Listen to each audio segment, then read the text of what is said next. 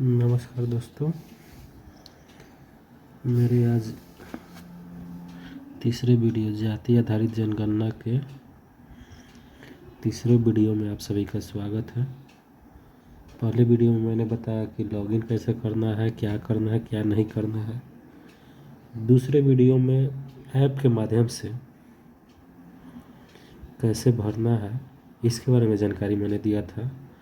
आज प्रपत्र कैसे भरना है इसके बारे में जानकारी देने जा रहा हूँ।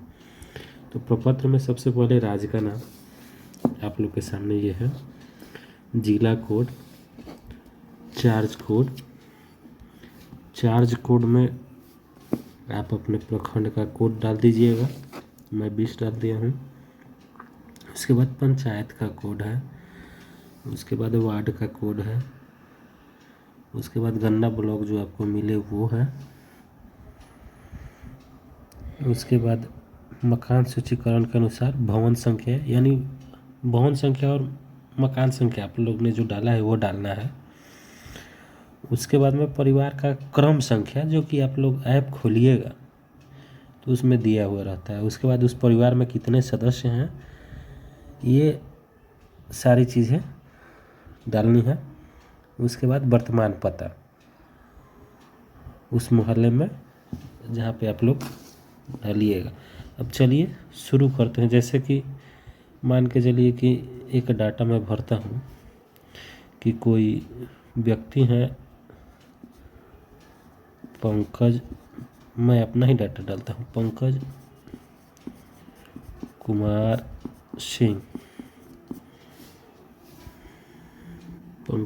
सिंह मैंने डाटा डाल दिया। पिता का नाम मैं डाल देता हूँ,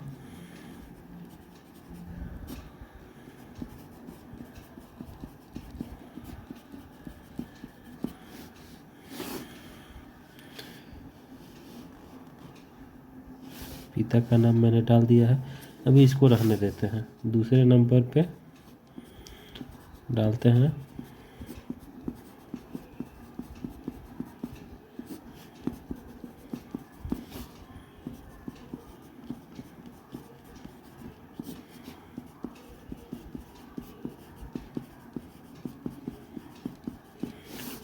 अब जैसे देखिए हेड ऑफ द फैमिली मैं इनको बना रहा हूँ, तो इसका कोड है 01 हेड ऑफ द फैमिली, प्रधान या स्वयं, और मैं इनका पुत्र हूँ तो ये कोड यहाँ पे 03। अब इनकी आयु है 70 साल तो 070, मेरी आयु है 30 साल तो 030। अब लिंग में तो 01 दोनों में डाला जाएगा। उसके बाद वैवाहिक स्थिति, तो वर्तमान में विवाहित है, यानी कोड हो गया 0202। उसके बाद धर्म में हिंदू है तो कोड हो गया 01, ये भी 01 है। अब सबसे बड़ा चीज़, जिस काम के लिए सारे काम हो रहे हैं, सारी चीज़ें हो रही हैं, जाति। तो जाति का नाम एवं कोड आप लोग के सामने मैं दिखा रहा हूँ क्या है। जैसे कि जाति भूमिहार, तो भूमिहार मैं लिख रहा हूँ। भूमिहार देखिए 142 है, 142 कोड है, तो उसके लिए मुझे ज़्यादा कुछ करना नहीं है। वैसे ही फॉर्मेट पे 142 डाल, फॉर्मेट पे मैंने 142 डाल दिया। अब आता है अगला चीज़, शैक्षणिक योग्यता। शैक्षणिक योग्यता तो उसके लिए कोड डायरेक्टरी मिलेगा, नहीं मिलेगा, नहीं अभी उपलब्ध है तो आपको दिखाते हैं, ऐप पे सीधे ले चलते हैं, वहाँ पे पता चल जाएगा कि कैसे डालना। अब यहाँ पे देखिए पूर्व प्राथमिक के लिए 0, यानी जो पढ़ा लिखा नहीं हो उसके लिए। तो 12 के लिए 12वीं के लिए है 12 कोड, और मैं स्नातक हूँ तो स्नातक सबसे पहले देखते हैं कि स्नातक किस चीज़ से है। सबका अलग अलग दिया हुआ है। तो स्नातक साइंस विषय है तो साइंस के लिए है 21 कोड, स्नातक के लिए 21 कोड है। इसके बाद आता है अगला चीज़ की कार्यकलाप। कार्यकलाप में जैसे बताया गया है कि आप क्या करते हैं, तो जैसे मैं सरकारी नौकरी में हूँ तो उसके लिए मेरा कोड हो गया 01। और मेरे पिताजी जो हैं रिटायर्ड हैं तो और दूसरा चीज़ कि खेती करते हैं, तो मैं या तो खेती भी डाल सकता हूँ कृषक, या जिसका कोड 5 है, या अन्य डाल सकता हूँ। यहाँ पे कुछ नहीं, तो मैं फ़िलहाल अभी डाल देता हूँ कि कृषक हैं, खेती करते हैं, तो कोड डाल देते हैं 05।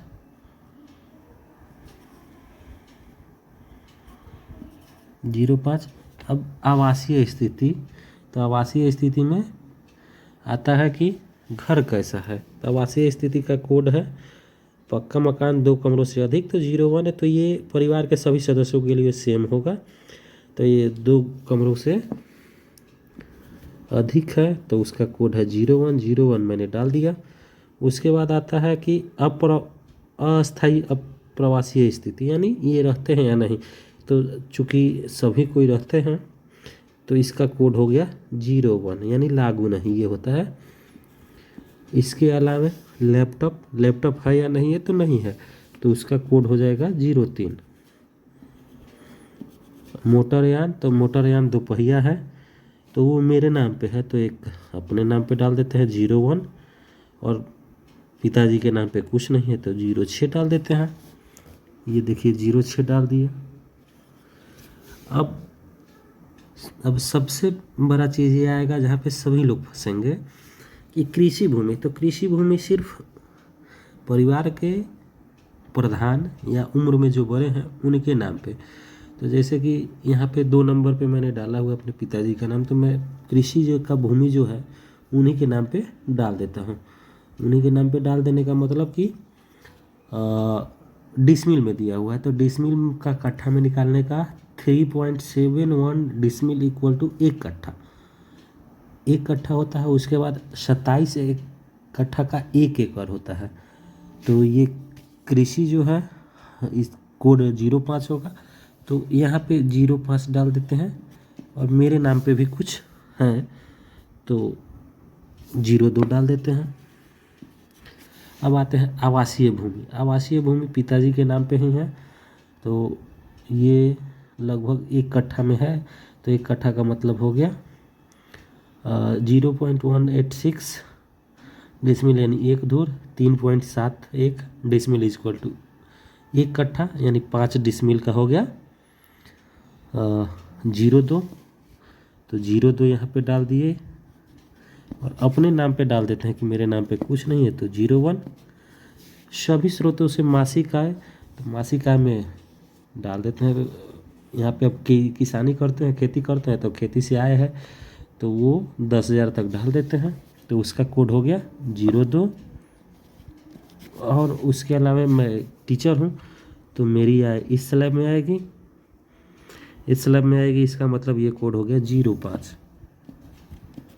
आधार स्वेच्छा से है, वैकल्पिक है, तो आधार वैकल्पिक है, जरूरी है तो डालिए, नहीं तो मिले तो डालिए, अन्यथा नहीं डालिए। आधार डालने से सबसे बड़ा ये चीज़ होगा कि कभी भी अगर डबलिंग वाला काम आएगा, दो व्यक्ति का नाम एक ही जैसा होगा, अगर मिलेगा तो वहाँ पे आधार से पता चलेगा।